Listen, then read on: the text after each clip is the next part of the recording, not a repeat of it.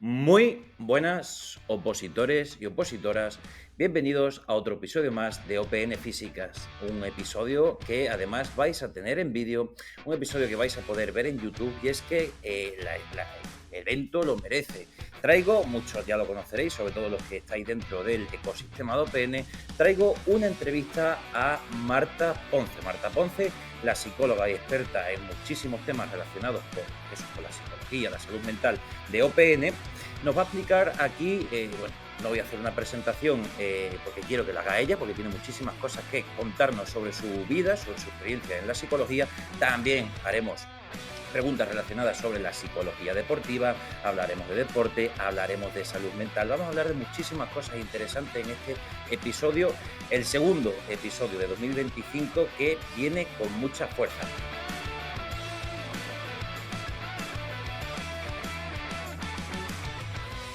Aquiliza, preparador físico de OPN, seguro que muchos vais a venir a este primer episodio porque os estaréis pensando el tema de biodata, ya os empezará a sonar Marta Ponce dentro de OPN, ya habéis pasado quizá las pruebas físicas o estáis preparando el examen teórico, así que este episodio va para vosotros, pero que me conozcáis. Liza, director deportivo y preparador físico de OPN. Y sin más preámbulo, aquí tenemos a Marta Ponce. Marta, bienvenida, muchísimas gracias por venir al podcast, tenía mucha ilusión.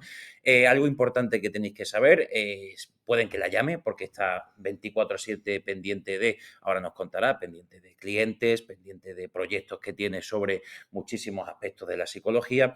Y ya con eso, teniendo en cuenta eso, que nos presente un poquito quién es Marta Ponce. Marta, bienvenida, Muy cuéntanos. buenas, pues muy buenas y agradecerte primero que me hayas invitado aquí, que es verdad que ya me conocéis mucho de estar con vosotros y a muchos os he preparado, pero bueno, el estar aquí y poder hablar una charla distendida, pues la verdad es que se agradece. Y bueno, mi nombre es Marta Ponce, como ya muchos sabréis, soy psicóloga general sanitaria. Mi especialidad sobre todo es la clínica, soy experta en trastornos de la personalidad, en prevención de conducta suicida, también en autismo. Bueno, tengo distintos cursos, pero sobre todo mi formación es relacionada con la clínica, que pues eso, ahora llevo pacientes de manera privada. Y también, bueno, me podéis ver en redes sociales, sobre todo Marta Ponce Psicóloga, en Instagram, por ejemplo. Y también muchos me conoceréis porque he dedicado mucha parte de mi vida a preparar a opositores, a preparar esa parte psicológica que también es muy importante de cara a acceder a las oposiciones de Policía Nacional y que tanto puede costar a veces el presentarnos sin saber de qué nos van a preguntar y sin saber muy bien cómo afrontarlo.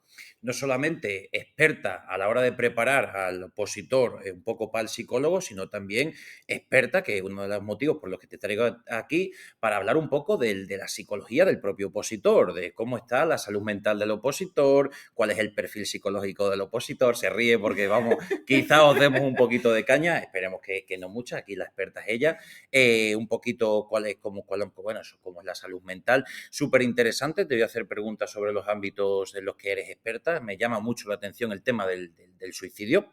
Como bien sabemos, la Policía Nacional y todas las fuerzas y cuerpos de seguridad del Estado tienen un índice muy alto de suicidio. También te voy a preguntar sobre eso. O sea que vamos a tocar temas un poquito sensibles. Muchos estaréis preguntando si relacionados o no con el deporte. Este podcast quiero que tenga una connotación especial porque, como siempre digo, OPN Físicas navega la relación del deporte con la Policía Nacional y hoy nos vamos a meter sobre todo a hablar de la Policía Nacional, salud mental y psicología. Muy bien, lanzarte una primera pregunta, algo un poquito más genérico. ¿Cómo está la salud mental a nivel general? ¿Cómo está la salud a las cabezas, no solamente la oposición, que esa va a ser la siguiente pregunta, en el panorama nacional e internacional? Marta. Vale, a ver, la salud mental es verdad que ahora está muy en auge porque podemos hablar de ello. Antes podíamos decir que la gente no estaba tan mal, que la gente no se deprimía, que la gente no tenía ansiedad. Realmente había los mismos problemas de salud mental, pero ahora tenemos la capacidad económica o no tenemos tantas preocupaciones como para poder centrarnos en eso y poder hablar de ello. Antes, si estamos preocupados, por ejemplo, en una guerra civil o en unos países donde pasan hambre, realmente no se van a preocupar si hoy están deprimidos o no están deprimidos o si hoy sienten ansiedad o no sienten ansiedad, tienen que sobrevivir. Entonces, es verdad que a día de hoy se habla mucho porque se puede hablar, porque está bien visto que la gente hable de salud mental, está bien visto que la gente diga que tienen problemas de salud mental sin que se le juzgue. Entonces, realmente hay los mismos, pero se habla más de ello. Entonces parece que como que ahora todo el mundo está mal a nivel de salud mental, pero hay los mismos problemas, pero podemos abordarlo, que al final yo creo que es lo importante para poder hacer algo. Ujú. ¿Crees que abordar esos temas también es algo accesible para el policía nacional que está dentro del cuerpo? ¿O crees que, como bien he dicho antes, al tratarse de un cuerpo está mucho más estigmatizado, se busca mucho más por eso decirle, esa fortaleza mental? ¿Crees que el policía nacional tiene acceso a esa expresión del rasgos de salud mental? Vale, es verdad que por el hecho de ser Policía Nacional o cualquier fuerza de seguridad del Estado, se asocia que tienes que tener un perfil de personalidad específico, tienes que tener una estabilidad mental, tienes que controlar tu frustración, no puedes tener muchísima ansiedad, ni siquiera puedes tener momentos de bajón. Evidentemente, esa estigmatización sí que existe, pero realmente es que si tú no aceptas esos problemas de salud mental en la sociedad, tampoco puedes trabajarlos. Entonces, es que entonces no, nadie va a hacer nada por ello y van a seguir ahí, que por eso es un poco lo que hablaremos luego del tema del suicidio y que hay en muchas profesiones que tiene un gran impacto emocional, que te expones a situaciones de riesgo y que si no hablas de ello, no lo aceptas y no puedes trabajarlo, nunca se va a solucionar. Hablando de trabajo, ¿cómo es el protocolo que tiene Marta Ponce desde el minuto uno que viene alguien a tus asesorías o a tu clínica o a tu momento de trabajo? ¿Cómo es desde que empiezas a trabajar y qué es lo que te sueles encontrar y cómo sueles trabajar con ellos? Por explicarme un Sí. poquito. A ver, lo que es el proceso psicológico, ya sea en la clínica o si o sea, si preparas a la oposición a Policía Nacional, va por una primera consulta. Primero vas a tener una consulta, que esa consulta yo creo que ahí hay mucho error en cuanto a lo que se piensa que es la primera consulta. La primera consulta realmente no estás trabajando nada, por así decirlo. Estás abordando cuál es la vida, te estoy conociendo, veo cuál es tu contexto, veo qué es lo que te ha hecho llevar, qué expectativas tienes tú Ujú. ya de lo que es la terapia o lo que se va a trabajar o no se va a trabajar, y en función de eso, los dos juntos, que eso es mucha gente que piensa que el psicólogo te va a dar todas las herramientas, te va a decir todo lo que tienes que hacer y no, el psicólogo no te va a decir lo que tienes que hacer, la decisión tiene que ser tuya, te puede orientar, te puede dar herramientas Ujú. para tomar tu decisión, pero tienes que hacerlo de manera autónoma. Entonces, al final, es un poco el a juntos abordar qué objetivos se quieren de trabajar y se trabaja juntos, Ujú. pero nunca va a ser con la perspectiva de que el psicólogo me va a decir lo que tengo que hacer o el psicólogo es mero desahogo. Y luego realmente también un poco es el llevarlo y cambiar un poco la perspectiva que tiene la gente de el psicólogo va a estar contigo toda la vida. No, el psicólogo no es ni tu madre, ni es tu mejor amigo, ni es un sitio para desahogarte. Realmente el psicólogo, el objetivo es que sea lo más corto posible, en la medida de que el problema lo requiera. Los problemas de personalidad, por ejemplo, llevan mucho más tiempo, o los problemas de alimentación también llevan mucho más tiempo, pero en la medida de lo que requiera, sea corto y que luego puedas funcionar tú de manera independiente, sin que necesites ningún tipo de ayuda. Y eso sí que es verdad que está muy difundido en la sociedad, de que el psicólogo lo tienes que tener 6 años, 7 años, y a mí me parece una barbaridad. Fíjate, exactamente, me estás dando justo en el pensamiento que yo tenía, que al final el que tiene un psicólogo es un poco como es tu psicólogo y te acompaña el resto de tu vida. Me estás cambiando un poco ese paradigma de que al final eso, el psicólogo te da, corrígeme si me equivoco, no soy un experto, Uh -huh. te da herramientas y tú, pues hay que buscar que te vuelvas a la dinámica de la vida con esas herramientas instauradas. Hablamos fuera de cámara sobre un poquito también, pues, a la hora de presentar el orden del podcast, de, pues eso, cuáles son las corrientes dentro de la psicología que maneja Marta o cuáles son las que más le gustan a ella, si se puede decir así, que bueno, ahora si me Sí, tienes que corregir, sí, no, no te me preocupes. corriges. ¿Cuál es la corriente psicológica? Al igual que en el deporte, hay muchísimos tipos de metodologías de intervención en opositores. Algunos os mando entrenamiento de fuerza, entrenamiento funcional, entrenamiento, pues, dinámico de carrera de búlgaro de tal sitio. En psicología es un poco más o menos lo parecido, ¿no? ¿Qué corriente, qué herramientas tienes o cuáles te gustan usar a la hora de trabajar con un cliente? Vale, a ver, es que yo creo que realmente dentro de la psicología no todo vale. Es Ujú. decir, al final te tienes que basar en la evidencia. Hay muchas corrientes, hay muchos tipos de hacer terapia y es verdad que se ha demostrado que al final ninguna es mejor que otra, pero siempre basándote en las que tienen evidencia científica, en las que se ha demostrado que sus componentes, ya sean de una forma o de otra, Ujú. funcionan. Si tengo que hablar yo particularmente con la que yo me siento más cómoda trabajando, sería la tercera generación, que para explicarte un poquito ese tipo de terapia, que ahí es donde entraría el mindfulness, la aceptación y compromiso, ese tipo de terapias se basa en parte de una corriente más conductual, que era de las primeras generaciones en las que se basa de estilo de aprendizaje de tú quieres instaurar una conducta, pues tiene que tener un estímulo que desencadena esa conducta, sea el que sea, y tú tienes que reforzarlo o castigarlo, como Ujú. los niños chicos y como realmente también lo habéis estudiado en la oposición, que también aparece. Un poco lo que decía Bandura, lo que decían todos estos autores, y es eso, basar una conducta en los principios de aprendizaje, de refuerzo o de castigo. Ujú. ¿Qué le incluye esa tercera generación? Que realmente lo que para ti es un refuerzo o un castigo puede que no sea lo mismo para mí. Puede ser que para ti el hecho de que te golpeen a ti puede resultar un castigo, pero a mí, por ejemplo, me puede gustar y entonces Ujú. no me está castigando, no está disminuyendo mi conducta, sino que la está aumentando. Entonces, es basar ese aprendizaje o enseñar esas conductas en función de tu historia de aprendizaje, que ya Ujú. llevas consigo, que ya llevas un contexto, algo que te ha dicho qué cosas te gustan y qué cosas no, y que son muy individuales, porque lo tuyo puede ser no lo mismo que lo mío. Intuyo, por lo que estás diciendo, que es volver corrígeme si me equivoco, Ujú. repito, volver un poco a la infancia, que es el momento donde más se aprende, ¿no? Se corrígeme. ¿Cuál es el momento de una persona donde todos esos conflictos, mecanismos más se asientan? ¿Infancia, adolescencia? Realmente un poco durante toda la vida vamos aprendiendo. Es verdad Ujú. que en la infancia somos esponjas. Los niños son esponjas, todo lo ven, todo lo captan y es donde más aprendes. Pero donde consolidas realmente tu personalidad, por ejemplo, es el de cara a la adolescencia, donde formas tu forma de ser o cómo te ves de a ti mismo, es tu adolescencia. Pero toda tu trayectoria desde que eres chico es Ujú. lo que realmente ahora define qué es lo que está manteniendo tu conducta, sea la que Ujú. sea, o qué es lo que está haciendo que no sea adaptativa.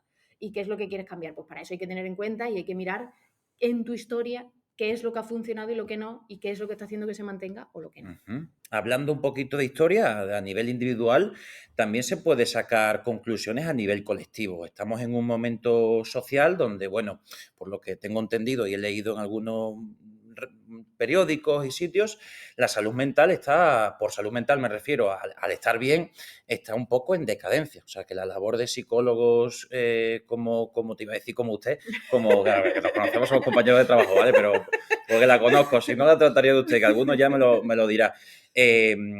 La salud mental, el estar bien, está cada vez más de capa caída.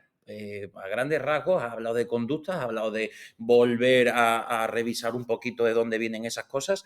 ¿Qué está pasando? A Porque... ver, es que realmente estamos en un ambiente sociopolítico donde mucha gente no puede acceder a un trabajo. Es que también somos contexto, que es lo que decía un poco con la tercera generación. Somos el contexto. Tú, por ejemplo, puedes tener las herramientas más adecuadas para afrontar la vida, puedes tener una experiencia de aprendizaje súper sólida, pero evidentemente puede ser que no tengas trabajo, puede ser que tengas problemas con tu relación de pareja y eso te afecta, o puede ser que en el trabajo no te traten bien o estés explotado, y esas son circunstancias que no dependen de ti y Ujú. que te están condicionando tu día a día y tú tienes que seguir yendo al trabajo y evidentemente pues eso te hace que estés triste, que no tengas ganas de hacer cosas, que las cosas que Ujú. antes que tú y que puedas llegar a una depresión o puedes llegar a una ansiedad, pero al final es que el contexto del acceso a la vivienda, que te cueste mucho, que estén los precios de los alquileres grandes o que tu salario no sea el suficiente para poder acceder a ellos.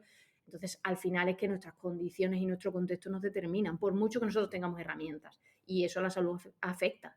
Un contexto que alguno que otro puede tildar de mucho más aventajado y sobreprotector que el que tenían quizás hace 50 años, que antes estabas mencionando el tema de la guerra civil, por ejemplo, en el tema de la introducción. ¿Crees que somos más frágiles, Marta Ponce? ¿Es esta sociedad, es este opositor, es este trabajador, es esta persona de esta sociedad europea española más frágil que sus predecesores? Depende. En la Ujú. psicología al final todo es depende. Pregunta complicada. Yo No, ya nos hemos soltado, ya estamos hablando más de temas más complicados. La verdad que quiero que te mojes. Preguntas un poco complicadas, cuéntame. digo depende porque realmente no considero que sea frágil. Al final es un poco lo que he dicho al principio. No es que seas ahora más frágil que antes, es que ahora tienes la posibilidad de poder centrarte en esos aspectos tuyos, que a lo Ujú. mejor antes pasabas por alto, vivías de manera automática y dabas por hecho que eso no había que trabajarlo. Ujú. Y ahora tienes la posibilidad de ver, se conoce más sobre la salud mental, se sabe que si estas conductas te pasan, no tienes que seguir funcionando así toda tu vida, que puedes encontrar herramientas para salir de ahí. Entonces, más frágil, sí, por una parte, pero más concienciado de que puede hacer algo por ello. Ujú. Entonces, antes realmente la gente vivía piloto automático por intentar sobrevivir y no tenía por qué centrarse en eso. Entonces, esas preocupaciones pasaban a segundo plano, a pesar de muchas estar ahí. Claro, porque luego intuyo yo que todos esos problemas que metemos, por así decirlo, debajo de la alfombra, tarde o temprano surgen, ¿no? Sí, Estupendo. Vamos a meternos ahora un poquito más con el tema de oposición, tanto a nivel de pruebas físicas, de deporte, como a nivel de oposición general. La primera pregunta que tenía pensada en relación a esto, al tema de las pruebas físicas, es ¿cuál crees que es o cuál es, bajo tu experiencia, el mayor problema que se puede enfrentar alguien a la hora de hacer deporte? ¿Cuál es el proceso psicológico, la frustración? No sé muy bien qué se puede llegar a dar, pero ¿qué es lo que te encuentras tú, bajo tu experiencia como experta? realmente ahí es la falta de costumbre, el Ujú, no tener un hábito. La gente que a lo mejor entra en la oposición, si te pones a pensarlo, el empezar una oposición requiere un hábito, si no estás acostumbrado al tener un premio que es tan a largo plazo, como el que tienes que esperar un año y que tienes que día a día ponerte metas cortas para poder alcanzarlo, porque si no con esa meta objetivo final es muy difícil. Entonces con el deporte pasa igual. Si ujú, tú no tienes un hábito de crear una rutina poco a poco que hayas mantenido con esa motivación, con esa disciplina, ujú, si no has tenido esa disciplina desde bien chico o desde la juventud que haya podido mantener ese deporte, es muy difícil empezar. Porque te faltan ganas, te falta motivación y desde el desconocimiento, porque hay gente, pues vale, tiene a perfiles como tú, que son entrenadores personales que al final pues te pueden orientar sobre cómo proceder al respecto, ujú. pero el desconocimiento empiezas a improvisar y eso es lo peor que le puede venir a un opositor, que empiece a improvisar, que empiece a hacer aleatoriamente cualquier tipo de ejercicio y que no tenga esa disciplina que lo mantenga, porque hacerlo un día y parar 10 no sirve de nada. Estoy totalmente de acuerdo y ahí meto yo mi puntillita, es algo que trabajo con mis opositores. La adquisición de hábitos de una forma progresiva. De nada vale que venga alguien queriendo cambiar de 0 a 100 y que una persona que pase de beber, a lo mejor fumar y no hacer deporte, no va a pasar en 2 días a ser una máquina deportiva que ya no fuma, que ya no bebe y que come perfectamente sano. ¿Cuánto tiempo crees que aguanta un cambio tan agresivo? Que estabas defendiendo un poco los Claro. cambios más progresivos, la adquisición de hábitos.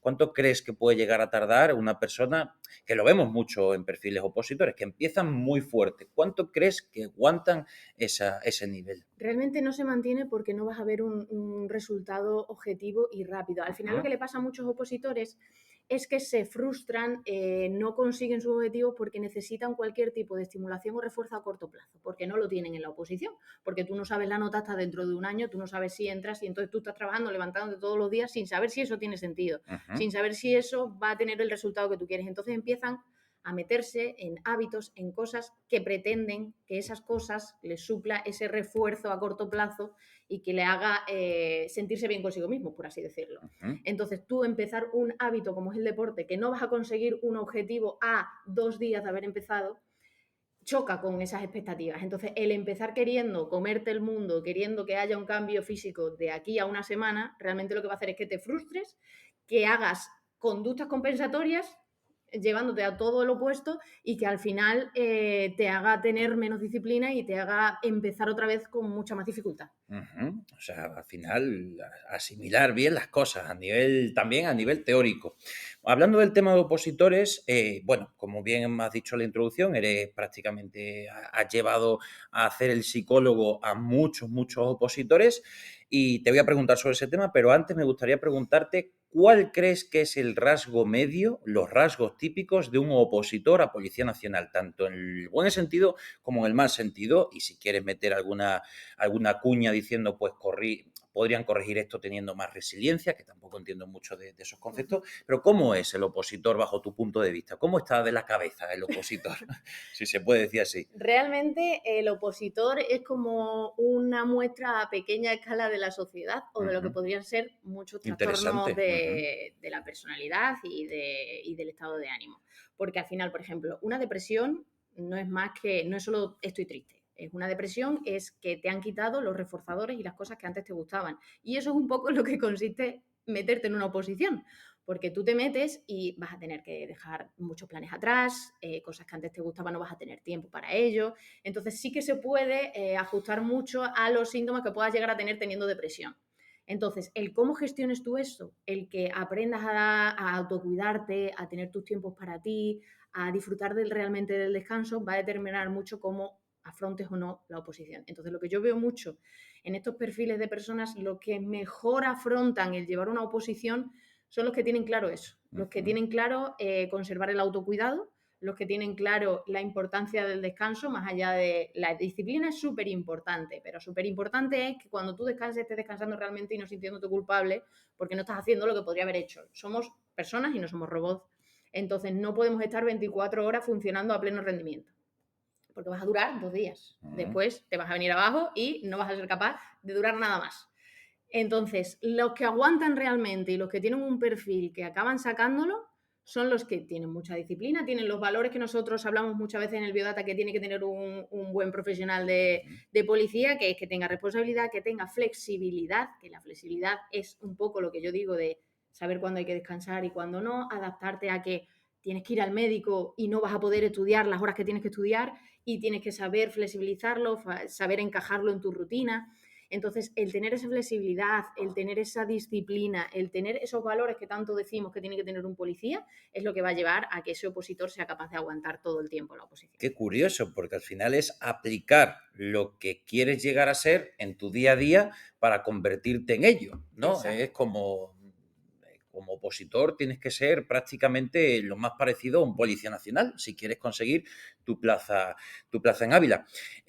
Muy bien, y hablando ya no solamente hemos hablado de lo que tiene que hacer un opositor o lo que debería ser un opositor para conseguir el éxito de una forma, pues, cuidándose a sí mismo, con autocuidado, con descansos, etcétera.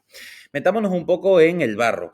¿Qué pasa si te viene un opositor con el típico perfil de ansiedad, de que ya tiene muchísima ansiedad, de que no gestiona bien que se le acerque el examen, no gestiona bien la ansiedad de las pruebas físicas, ya por meterme en el tema de las pruebas físicas, se encuentra en un estado anímico terrible?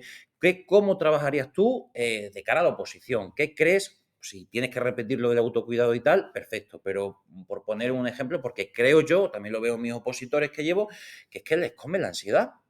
¿Qué hacemos con ellos? Vale, lo primero de todo, que si estás en un momento en el que te desborda todo, pide ayuda, que es lo más importante. Y más allá de eso, lo que se tiene que gestionar cuando tienes ansiedad, para todas las ansiedades es exposición. Y para eso te tienes que exponer, a pesar de que tu nivel de ansiedad sea suficientemente alto. Exponerte a lo que te genera Exponerte ansiedad. a lo que te tiene. Por eso nosotros recalcamos tanto el hecho de los simulacros y por eso está el curso de simulacros, porque te tienes que exponer a las situaciones reales para que tú vayas con tu cabeza a pleno rendimiento el día de la verdad y no la ansiedad te desborde.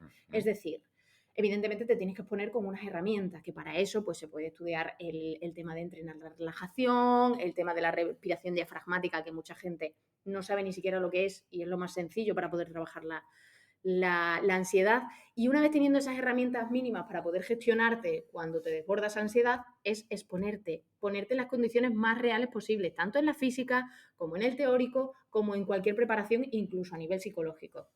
Si tienes que hacer las pruebas físicas, pues haz un simulacro de todas las pruebas físicas para poder exponerte en esa situación, para que disminuya tu incertidumbre, para que te expongas con más sensación de control y para que tu cabeza pueda dar todo lo que tú te has currado. Fíjate que es prácticamente lanzarte al vacío. Cualquiera podría pensar, entre ellos yo, que para trabajar la ansiedad, pues evidentemente que también hará su efecto, pues meditar o descansar o cualquier cosa. Marta nos dice que hay que enfrentarse a los miedos y esa ansiedad, por lo menos aprender a gestionarla, porque ¿desaparece o no desaparece? La ansiedad es importante, sirve para sobrevivir. Desde que estamos en la prehistoria y sobrevivíamos para que no nos cazase un león, al final, a día de hoy, realmente necesitamos la ansiedad. Ajá. Otra cosa es que no nos haga incapacitar, que no nos incapacite a hacer cualquier cosa de nuestra vida. La ansiedad hay que controlarla, pero cuando se alarga en el tiempo, cuando no se está dejando funcionar de manera correcta, es cuando hay que aprender a vivir con ella. Pero no vamos a eliminar la ansiedad. De hecho, es que si eliminásemos la ansiedad, algún día se quema tu casa y no sabes hacer nada porque no hay nada que te mueva. Estás por dentro que no sientes nada. La ansiedad es necesaria, pero hay que saber vivir con ella.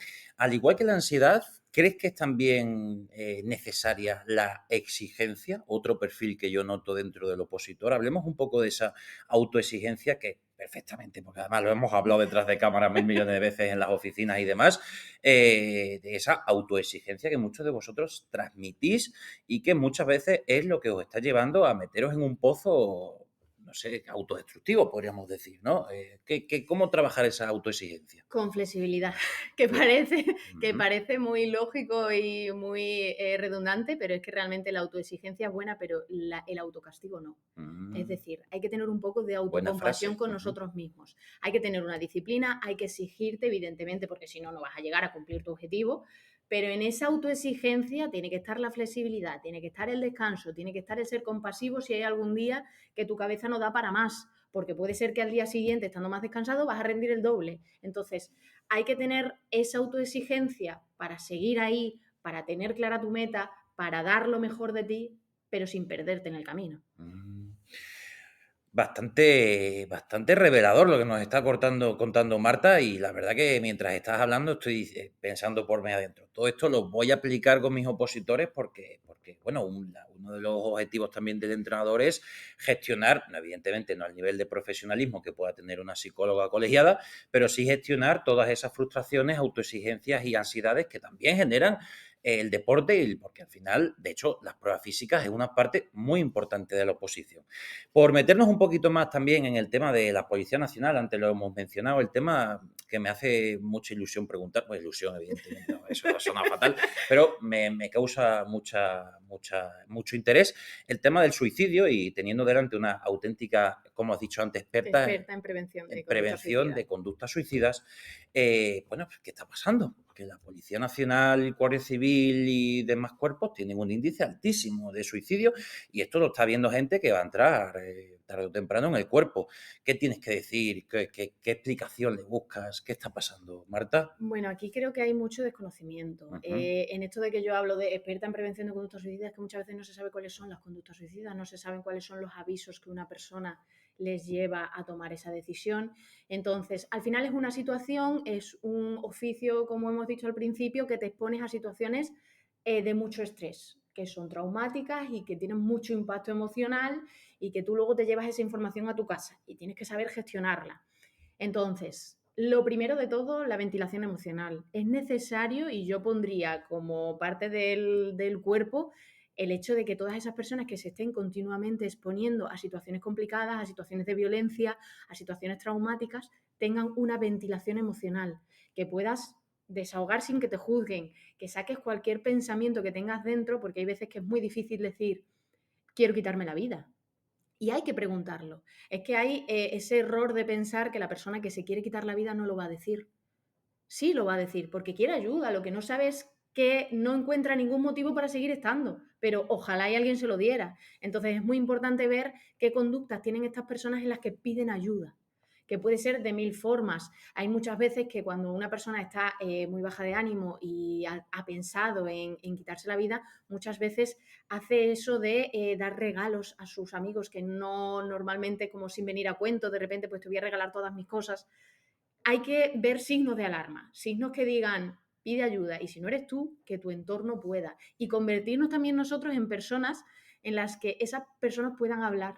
Porque muchas veces nos da miedo escuchar el que tu amigo, tu mejor amigo o alguien de tu familia te diga me quiero quitar la vida, porque tampoco sabes cómo reaccionar. Y la mejor reacción es, igual yo no tengo las herramientas oportunas para poder decírtelo, pero estoy aquí y no te voy a juzgar. Ese pensamiento es un pensamiento más y no pasa nada. Vamos a hacer algo respecto a eso.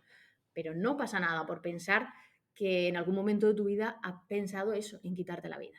Claro, porque además son personas que tienen fácil acceso a armas de fuego, que es el principal medio que usa este tipo de perfil para cometer ese acto. Pues me da mucha pena hablar de esto, y más dentro de gente cuya principal función es proteger a los demás. Si estás pues opositando Policía Nacional, acuérdate de esta charla, ¿vale? Porque, y ten los ojos abiertos. Marta, entonces podríamos hablar de que sería necesario una formación del Policía Nacional también en esta clase de aspectos, porque la sensación es que da es que se trabaja porque el Policía Nacional sea un tío eficiente, un tío duro, que trabaje en equipo, un tío resiliente, pero un tío poco observador, ¿no? Quizás, o que no esté del todo formado en esto. ¿Qué opinas? Claro, que no esté formado en eso y que tampoco esté preparado porque evidentemente el perfil de profesional normal, de personas normales que acceden a este puesto, no nos hemos puesto ante estas situaciones. Tú puedes decir, sí, sí, yo sé cómo reaccionaría, sé cómo lo afrontaría, lo he trabajado muchísimo y de cara a la entrevista del psicólogo lo vas a abordar. Pero tú no te has expuesto realmente a esas situaciones. Entonces, cuando llegue la verdad y te expongas a todas estas situaciones, tienes que tener una serie de herramientas que, como he dicho, pues eso, la ventilación emocional, el poder trabajar ese trauma, ese hecho, el darte cuenta tú contigo mismo si eso está influyendo en tu conducta, no te deja dormir, tienes pesadillas, hablarlo. Lo importante es hablarlo y pedir ayuda a los profesionales y que se formase al resto de policías a eso, a saber vivir con todas esas experiencias y poder gestionarlas. Experiencias duras, ¿no? Porque, bueno, lo sabemos muy poquito de lo que verdaderamente puede llegar a ver un policía, pero lo que nos llegan son cosas bastante que puedes ver de todo, sobre todo por repasar un poquito algunas unidades, la UFAM, por ejemplo, que es la unidad de De violencia de familia, género. exactamente, ahí hay cosas que no sois menos personas, o lo que yo traduzco, no sois menos personas por pedir ayuda y por compartir que no se está bien. No hace falta tampoco llegar a estas cotas de suicidio también, pues, cuando hay ansiedad, cuando hay cualquier tipo de problema y no estamos bien. Maravilloso, la verdad, ya por cerrar un poquito este podcast, porque la verdad que me espera llamadas que ahora hablando de estas cosas, pues sí que se tornan en mi cabeza mucho más importantes. Básicamente, un psicólogo hace mucho bien por mucha gente, ¿no? No es un trabajo que probablemente no esté ni pagado de todo el bien que se le puede hacer a una persona. Me gustaría cerrar el podcast, que siempre lo hago cuando traigo entrevistas y hoy tiene especial importancia, hablando de tres cosas. La primera, tu libro favorito o un libro que quieras recomendar al opositor, ya sea sobre salud mental o ya sea pues, que te haya gustado porque creas que puede venir bien. También quiero que me comentes tu película favorita o una película que también quieras recomendar sobre este tema o cualquier tema importante. Y bueno, alguna recomendación que ya quieras lanzar al opositor. O sea, tres cositas que como Vale, tú decidas. vale, pues respecto a la película, mi película favorita de siempre es la de Capitán Fantástico. Me encanta, pero también porque va muy acorde a mis valores, el tema de la familia, el tema del cuidado y el sobrevivir un poco en la selva sin tantas redes sociales y sin tanta tecnología. Viggo Mortensen está espectacular en esa peli y muy recomendada.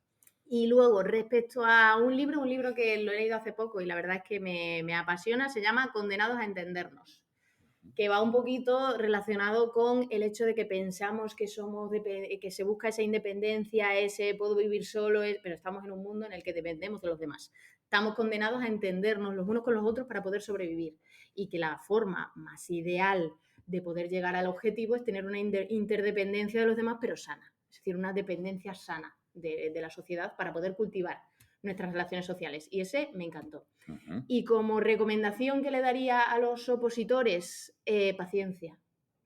Paciencia, autocompasión con nosotros mismos, reforzarnos, porque ya nosotros no es, o sea, no te voy a decir exígete y ten disciplina, porque ya lo vas a hacer tú, porque si eres un buen opositor ya lo estás haciendo. Entonces te daría la paciencia, la autocompasión y el cuídate, porque la cuestión es llegar al final, no es caerte antes. Chicos y chicos, chicos y chicos, ojo, chicos y chicas, Marta Ponce, la verdad que es brutal el podcast que se ha marcado. Muchos, repito, estaréis preguntando, "Buah, un podcast maravilloso", pero bueno, el tema de las físicas, sí. Os recuerdo que mente sana en cuerpo sano, así que me encantaría, ya tuvimos un podcast sobre filosofía deportiva con Ángel González y con este podcast hemos dado un salto cualitativo brutal, trayendo una auténtica experta que ha sido un honor para mí.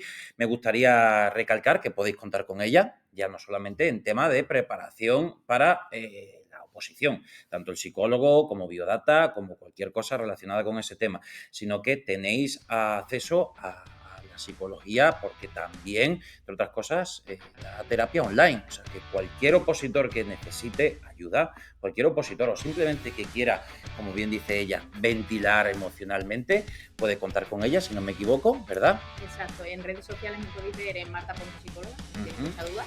Compartiré por aquí todos sus datos, tanto de su contacto, todo lo necesario para que tengáis acceso a Marta Ponce, que la verdad que ha dado un auténtico recital. Y con eso terminamos este podcast de OPN Físicas. Espero que os haya gustado muchísimo. Os espero en el siguiente capítulo y espero que este capítulo os haya hecho reflexionar y os haya hecho entender las cosas como lo ha hecho conmigo, que la verdad que ha sido un auténtico gusto. Marta, Pues nada, muchísimas encantada y gracias. muchas gracias a ti por haberme invitado y haber pasado este ratito. Un abrazo.